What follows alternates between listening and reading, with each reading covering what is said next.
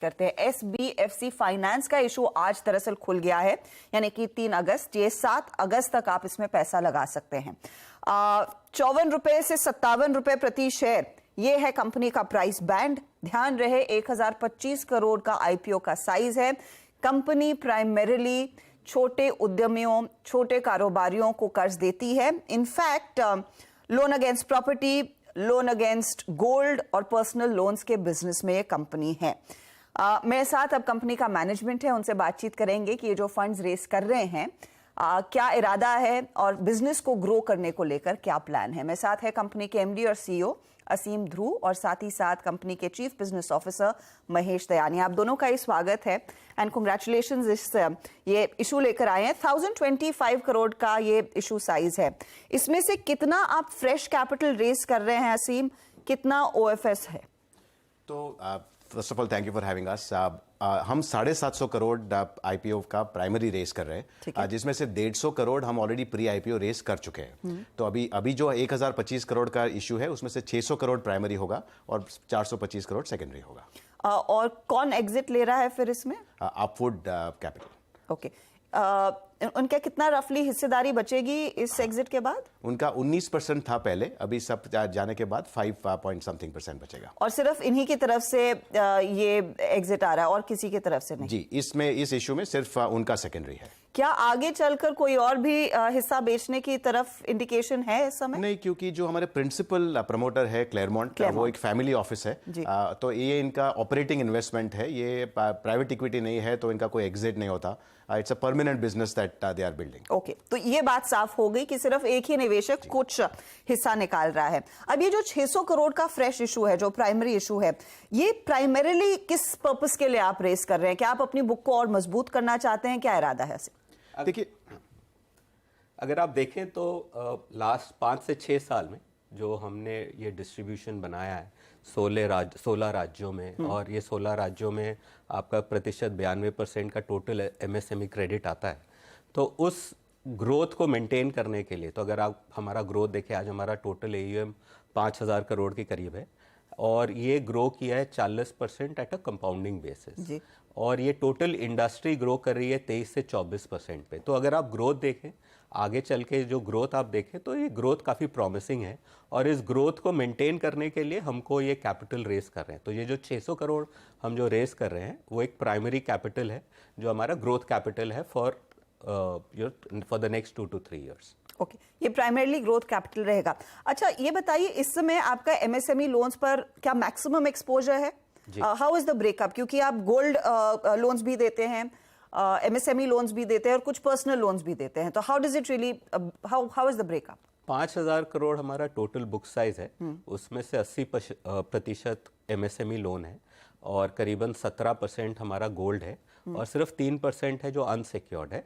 Unsecured अभी हम नहीं करते हैं, अनसिक्योर्ड रन डाउन हो जाएगा। तो अगर आप देखेंगे तो पूरा हमारा 100% सिक्योर्ड बुक रहेगा। तो जैसे हम आगे बढ़ते जाते हैं तो हमारा MSME का कंट्रीब्यूशन बढ़ता जाएगा और गोल्ड का जो परसेंटेज कंट्रीब्यूशन है थोड़ा घटता जाएगा। ओके, असीम, अगर हमें अंदाजा दे सके किस तरह के मार्जिन्स पर आप इस समय काम कर रहे हैं, क्योंकि MSME बुक मजबूत है आपकी और वहीं पर सबसे ज्यादा अपॉर्चुनिटी आपके पियर्स भी ढूंढ रहे हैं, चाहे वो एस्टैब्लिश्ड बैंक्स हो या फिर जो छोटी दूसरी फिनटेक कंपनियां आई हैं। What kind of margins do you enjoy? देखो, हमने ये आइडेंटिफाई किया है कि ये जो छोटे बिजनेसेस है छोटे शहरों में, यहाँ तक बैंक का फाइनेंस अभी तक नहीं पहुंचा है। तो there are about 64 million small businesses in the country, जहाँ पे सिर्फ 8 या 9% तक ही ऑर्गेनाइज फाइनेंस गया है। बाकी इनका बोरोइंग पूरा अनऑर्गेनाइज मार्केट से है। तो हम जो कर रहे हैं वो बैंक और NBFC से compete नहीं कर रहे, हम अनऑर्गेनाइज प्लेयर्स को ऑर्गेनाइज की तरफ ला रहे हैं। तो हमारी कोशिश ये है कि इन कस्टमर्स को अंदर लाए जाए। पूरा जो हमारा पोर्टफोलियो है वो वेरिएबल रेट ऑफ इंटरेस्ट पे है, तो जो इंटरेस्ट रेट हमें इंक्रीज मिलता है तो हम वो पास ऑन करते हैं, डिक्रीज होता है तो वो पास ऑन करते हैं। तो हम करीबन 7% स्प्रेड मेंटेन करते हैं पोर्टफोलियो पे और नेट इंटरेस्ट मार्जिन हमारा करीबन 9% है। और इस समय आप कॉन्फिडेंट है कि आगे मेंटेन होगा, क्योंकि हाल फिलहाल में जिस तरह से रेट्स बढ़ी हैं तो कॉस्ट ऑफ फंड्स भी बढ़ा है? तो लास्ट ईयर हमारा कॉस्ट ऑफ फंड, आपने रिपोर्ट 2.5% बढ़ा, तो कॉस्ट ऑफ फंड हमारा 1.8% बढ़ा MCLR इंक्रीज के चलते हुए, वो पूरा पास ऑन हो गया कस्टमर्स को। तो हमारा net interest margin is been protected at the current level. Okay, Mahesh, ये बताइए कि क्या टिकट साइज का लोन आप रफली देते हैं? बिकॉज जैसे असीम भी मेंशन कर रहे हैं, it's a wide variety of people. आपका औसतन टिकट साइज क्या होता है लोन तो का? हमारा एवरेज टिकट साइज 9 से 11 लाख के बीच में है। तो करेंटली मार्च 23 में हमारा एवरेज टिकट साइज 10 लाख था, और हम ये 5 से 30 लाख के सेगमेंट में ही ऑपरेट करते हैं। और ये एक आप बता लें कि ये अभी हमने लास्ट 4-5 साल में जो भी हमने सीखा, तो ये हमने सीखा कि ये वाला जो सेगमेंट है वहाँ पे लिमिटेड कंपटीशन है बैंक्स के साथ, और बैंक्स ने अपना एक मोड बना रखा है हायर टिकट्स पे, और वो उनका प्राइम सेगमेंट है। अगर हम उधर जाएं तो हम वो जीत नहीं पाएंगे, और सिमिलरली वो इनके लिए उतना अट्रैक्टिव नहीं है, क्योंकि 10 लाख के लिए वो उतना मेहनत भी नहीं करना चाहेंगे। तो ये हमारा टिकट साइज़ रहेगा, और हमारा ये रहेगा, प्रयत्न रहेगा कि हम इसको ही आगे बढ़ाएं। जितना हमने 16 राज्यों में जो हमने इन्वेस्टमेंट की है उसको हम और स्वेट करें आगे चल के। सो टिकट साइज हम इसी पे रहेंगे, और यहीं पे हमको लगता है कि हमारा जो एवरेज कस्टमर है इधर ही रहेगा। और आपका रफली एवरेज कस्टमर क्या बिजनेसमैन है, is what I am guessing, है ना? छोटे what kind of businesses would they be in? तो ये किसी के किराने की दुकान हो गई, किसी का एक सैलून हो गया, किसी का एक छोटा ईटरी हो गया, रेस्टोरेंट हो गया, ये जितने भी आप स्मॉल बिजनेसेस देखते हैं आपके नेबरहुड में, तो हमारे कस्टमर्स हैं। और यहाँ पर collection efficiency, I don't know if that is a right term to use और नॉट, लेकिन रीपेमेंट्स की स्थिति क्या है? Are you comfortable?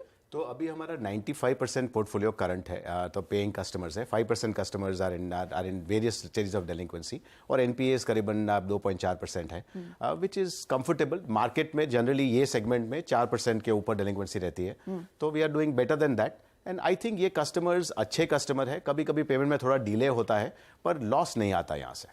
और नॉर्मली आप लोग अपने कस्टमर को कैसे आइडेंटिफाई कर रहे हैं? क्योंकि मैं इनफैक्ट जब आपकी आईपीओ नोट पढ़ रही थी, you're relying a lot on technology, तो वो क्या है? Are you looking at their overall credit spends, कितना लोन लेते हैं, कितना रीपेमेंट है? How are you leveraging technology to ensure कि आप सही कस्टमर को लोन दे रहे हैं और वो आपके लिए फिर ज्यादा फायदा कमा कर देगा? सो हमारे जो एवरेज कस्टमर है वो आज भी अनऑर्गेनाइज्ड है एक तरीके से, क्योंकि वो इतने डिजिटल savvy नहीं है।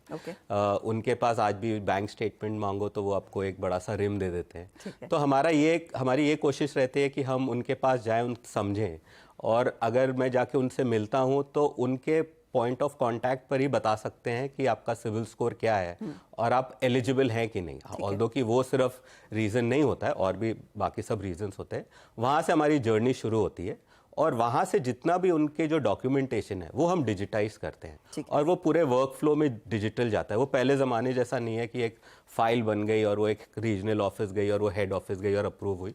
अभी सब कुछ डिजिटली जाता है। तो करीबन 7 दिन के अंदर हम बता देते हैं कि हम आपको लोन दे सकते हैं कि नहीं दे सकते हैं, और फिर बाकी के 4-5 दिन लगते हैं हमको उनकी जो प्रॉपर्टी रहती है असेस करने के लिए कि वो प्रॉपर्टी लेने लायक है कि नहीं। अगर वो सब कुछ ठीक रहता है तो करीबन 14 से 15 दिन के अंदर पैसा आप उनके अकाउंट में जाता है।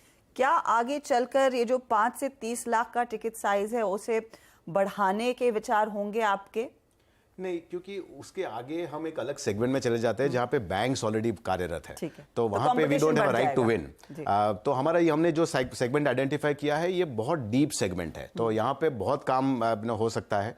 तो it is better to be a king of a pond rather than try to be a nothing in a ocean.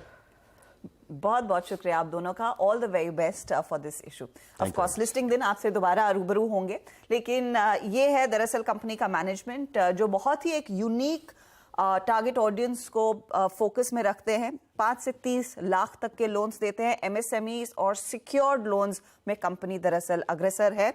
याद रखिएगा, आप 7 तारीख तक इस इशू में हिस्सा ले सकते हैं। 54 से 57 रुपए ये प्राइस बैंड कंपनी ने तय किया है। चलिए इस मोड पर लेंगे एक छोटा सा ब्रेक के बाद लौटेंगे। तुम्हारे तीनों जानकार जो हमारे साथ मौजूद हैं उनसे भी चर्चा को आगे बढ़ाएंगे।